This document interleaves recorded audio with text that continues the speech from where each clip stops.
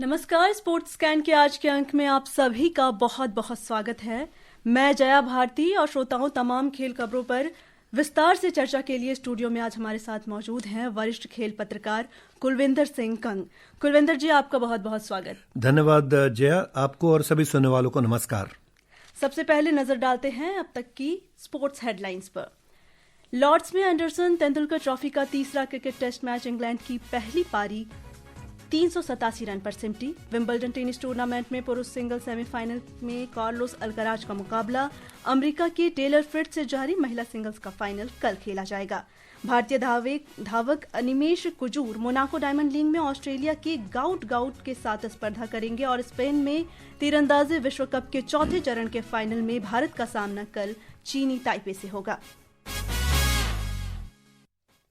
भारत और इंग्लैंड के बीच लॉर्ड्स में एंडरसन तेंदुलकर ट्रॉफी का तीसरा क्रिकेट टेस्ट मैच जारी है। दूसरे दिन के खेल में चायकाल तक भारत ने एक विकेट पर 44 रन बना लिए हैं। अपनी पहली पारी में मेजबान इंग्लैंड 387 रन पर सिमट गई है। क्या कहेंगे इस पे?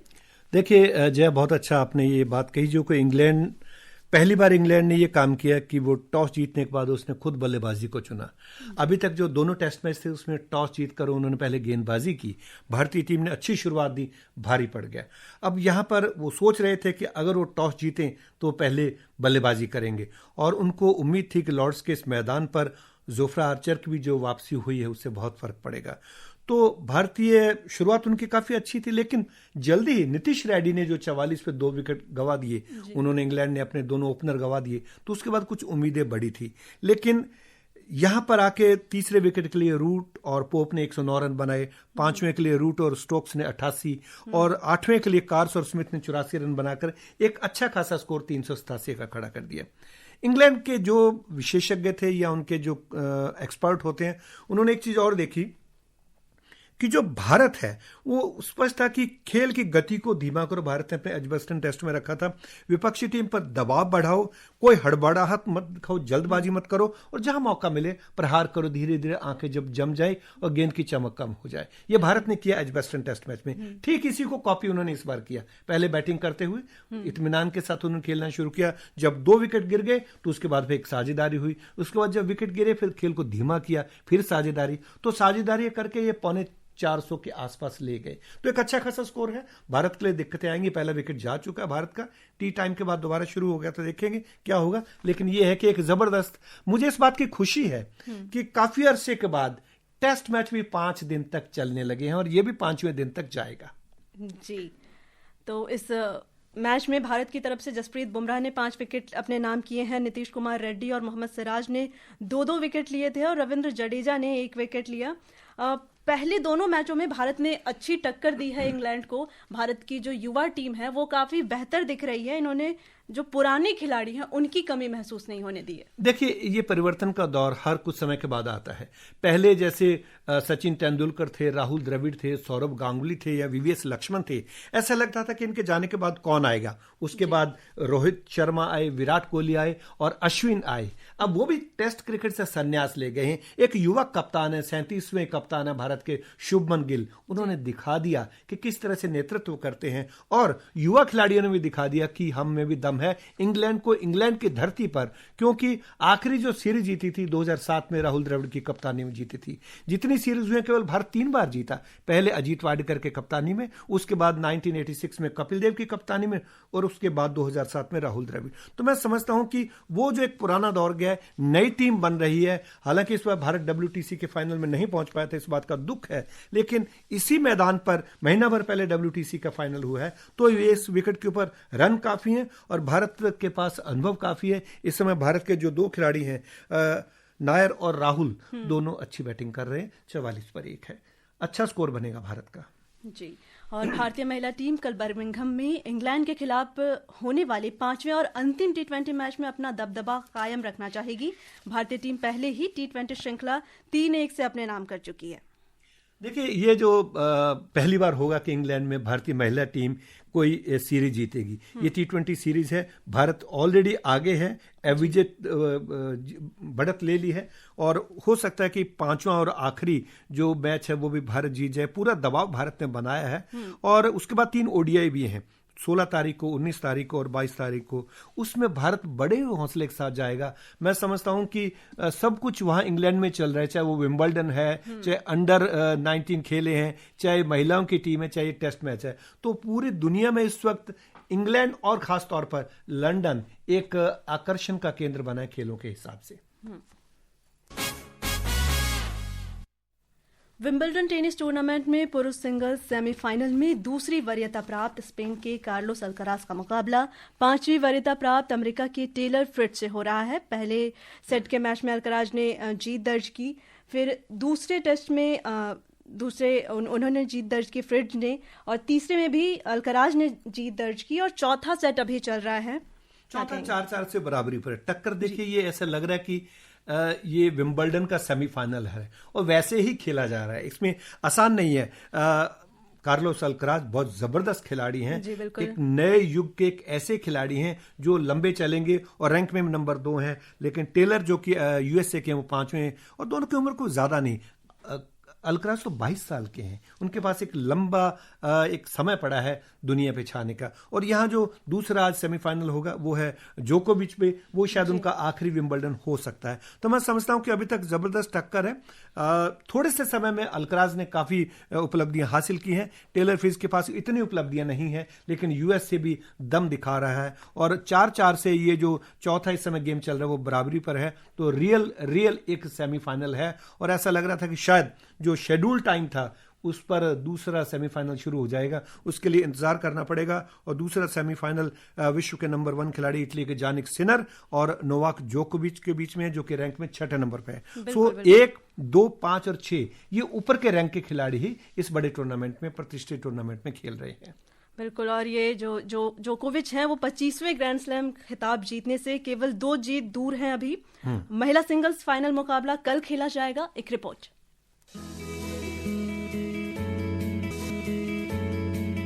महिला सिंगल्स के फाइनल में कल 5 बार की ग्रैंड स्लैम चैंपियन इगा स्वाइतेक का मुकाबला 13वीं वरीयता प्राप्त अमांडा अनिसिमोवा से होगा। 8वीं वरीयता प्राप्त पोलिश खिलाड़ी स्वाइतेक ने कल रात गैर वरीयता प्राप्त स्विट्जरलैंड की बेलिंडा बेंसिक को सीधे सेटों में 6-2, 6-0 से हराकर अपने पहले विंबलडन फाइनल में प्रवेश किया।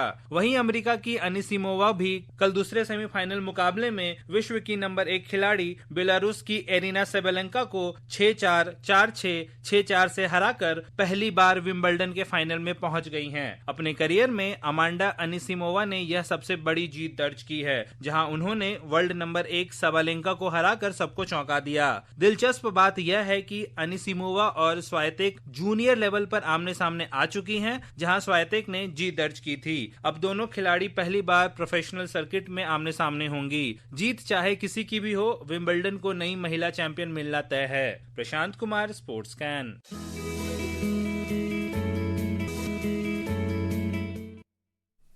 कल फाइनल में महिला सिंगल्स के फाइनल में ईगा स्वाइतेक और अमांडा अनिसिमोवा का मुकाबला होगा। और इन लोगों का मुकाबला कल जैसा रहा, पहली बार दोनों फाइनल में पहुंची है। स्वाइतेक ने नंबर 1 खिलाड़ी को हराया, क्या कहेंगे आप इस पर? देखिए, ऐसा है, अमांडा अनिसिमोवा 13वें रैंक की थी, यूएसए की हैं और 23 साल की युवा है। और एरिना सबालेंका कल थोड़ा परेशान लग रही थी, हालांकि नवंबर 2024 से वो नंबर 1 रैंक पर चल रही है और उम्मीद थी कि वो जीतेंगी, लेकिन जिस तरह से टक्कर दी, और मुझे लगता है कि बाद में जो उसने थैंक यू बोला, वहां के जो दर्शक थे वो भी अमांडा की तरफ फेवर कर रहे थे और बार बार परेशान थी एरिना जो हारी। तो जबरदस्त तरीके से अमांडा ने 6-4, 4-6 और 6-4 से उसको पराजित किया और सबसे युवा खिलाड़ी अमेरिका की तरफ से बनी है जो कि सेमीफाइनल में पहुंची थी। इससे पहले सेरेना विलियम्स 2004 में वो सेमीफाइनल में पहुंची थी। तो जबरदस्त मुकाबला। और जो दूसरा मुकाबला था उसमें मुझे लग रहा था कि शायद कुछ टक्कर मिलेगी, लेकिन अनसीडेड थी स्विट्जरलैंड की बेलिंडा बेंसिक, उसको ईगा स्वाइतेक ने, जो कि अपना पहला सेमीफाइनल खेल रही थी, उसने हराया है 6-2, 6-0 के सीधे सेट से। और एक जो सबसे अच्छी बात जो हमारे लिसनर्स के लिए, कि कल जो बेलिंडा बेंसिक खेल रही थी दूसरे सेमीफाइनल में, इस पूरे टूर्नामेंट में वो अकेली मदर है, यानी कि एक बच्चे की मां भी है जी। और सर, चाहे कुछ भी हो जाए, विंबलडन को नई महिला चैंपियन मिलना अब तय है। कल देखते हैं जी, बिल्कुल। स्पेन ने तीरंदाजी विश्व कप के चौथे चरण में भारत का पहला पदक सुनिश्चित कर लिया है। फाइनल में भारत का सामना कल चीनी ताइपे से होगा। महिलाओं की कंपाउंड टीम स्पर्धा में कल हुए सेमीफाइनल में भारत की ज्योति सुरेखा वेन्नम, पृथ्वी प्रदीप और परनीत कौर की टीम ने इंडोनेशिया को 226 के मुकाबले 230 अंक से हरा दिया। इस बीच पुरुषों की कंपाउंड टीम को क्वार्टर फाइनल में फ्रांस से मात्र 1 अंक से हार का सामना करना पड़ा। महिलाओं की रिकर्व टीम स्पर्धा में भारत की अंकिता भक्त, गाथा आनंदराव खडगे और दीपिका कुमारी की टीम आज दूसरे दौर में फ्रांस से खेलेगी। पुरुष वर्ग में भारत का मुकाबला पोलैंड से होगा। भारत के सबसे तेज धावक अनिमेश कुजूर आज मोनाको डायमंड लीग में ऑस्ट्रेलिया के स्प्रिंट सनसनी गाउट के साथ स्पर्धा करेंगे। यह मैच भारतीय समयानुसार आज रात 11:17 पर शुरू होगा। लंबी दूरी के धावक अविनाश साबले भी मैदान में होंगे, जो पुरुषों की 3000 मीटर स्टीपल चेज स्पर्धा में भाग लेंगे। साबले स्टीपल चेज में भारतीय समयानुसार आज देर रात 1:04 पर अपनी दौड़ शुरू करेंगे। इस साल की शुरुआत में डायमंड लीग के जियामेन और शंघाई चरणों में अविनाश को निराशा हाथ लगी थी। कल के प्रदर्शन में वह लय में वापसी करने की कोशिश करेंगे। देखिए, सेना को बिलोंग करते हैं और उनका जबरदस्त प्रैक्टिस चलती है। बहुत अरसे से भारतीय जो ध्वज है उसको उन्होंने फहराया हुआ, तो उम्मीद करता हूं कि अविनाश सांबले बहुत अच्छा इसमें प्रदर्शन करेंगे। जी। पैरा एथलेटिक्स चैंपियनशिप के पहले दिन सुमित अंतिल और प्रीति पाल ने स्वर्ण जीता। 2 बार के para Olympic champion Sumit Antil ने आज 7वीं Indian open para athletics championship के पहले दिन पुरुषों की भाला फेंक स्पर्धा में स्वर्ण पदक जीतकर अपना दबदबा कायम रखा। हरियाणा के अंतिल ने 72.25 मीटर की दूरी तक भाला फेंककर शीर्ष स्थान हासिल किया। उनके राज्य के मंजीत ने 54.56 मीटर के शानदार प्रयास के साथ रजत पदक जीता, जबकि एसएससीबी के प्रदीप कुमार ने 45.17 मीटर के साथ कांस्य पदक जीता। राष्ट्रीय कार्टिंग चैंपियनशिप की शुरुआत कल से हो रही है। इसमें 10 टीमों से कुल 74 युवा खिलाड़ी 4 अलग अलग category senior max, junior max, mini max और माइक्रो मैक्स में हिस्सा ले रहे हैं। कार्यक्रम में कल आधिकारिक अभ्यास, क्वालिफाइंग राउंड और हिट शामिल हैं, जबकि प्री फाइनल और फाइनल रविवार को निर्धारित है। हॉकी इंडिया ने कल 14 जुलाई से 7 अगस्त तक साई केंद्र में आयोजित होने वाले सीनियर पुरुष राष्ट्रीय कोचिंग शिविर के लिए 33 सदस्यीय संभावित खिलाड़ियों की घोषणा की। यह शिविर भारतीय टीम के लिए बेहद महत्वपूर्ण है, क्योंकि वो 2 बड़े अंतर्राष्ट्रीय टूर्नामेंटों की तैयारी कर रहे हैं। क्या कहेंगे आप, क्योंकि यूरोप में प्रो लीग में जैसा भारत की जो स्थिति थी बहुत निराशाजनक थी, तो अभी जो टीम बनाई है हॉकी इंडिया ने, जो घोषणा की है, ये क्या लगता है? देखिए, युवा खिलाड़ियों को मौका देना पड़ेगा। अब यूरोपीय दौरे में भारत में तो अच्छा रहा प्रो लीग का हॉकी का, लेकिन पुरुष और महिला टीमें दोनों बुरी तरह से काफी पिछड़ी यूरोपियन लेग में। तो मैं समझता हूं कि जो नए खिलाड़ी आ रहे हैं उन खिलाड़ियों को भी अब लेना होगा। पुराने खिलाड़ी जो अच्छा प्रदर्शन नहीं कर पा रहे उन्हें ब्रेक भी देनी होगी, रिप्लेसमेंट चाहिए। और मैं समझता हूं कि जो प्रोबेबल्स चुने गए हैं इनमें से भारतीय हॉकी टीम के भविष्य के सितारे हमें अवश्य मिलेंगे। जी। और ऑस्ट्रेलिया दौरे और 19 अगस्त से जो 7 सितंबर तक राजगीर में होने वाली हीरो एशिया कप है, इसकी तैयारी कर रही है हॉकी इंडिया। एशिया कप का विजेता अगले साल 14 से 30 अगस्त तक के बेल्जियम और नीदरलैंड की संयुक्त मेजबानी में होने वाले FIH पुरुष विश्व कप के लिए सीधे क्वालिफाई करेगा।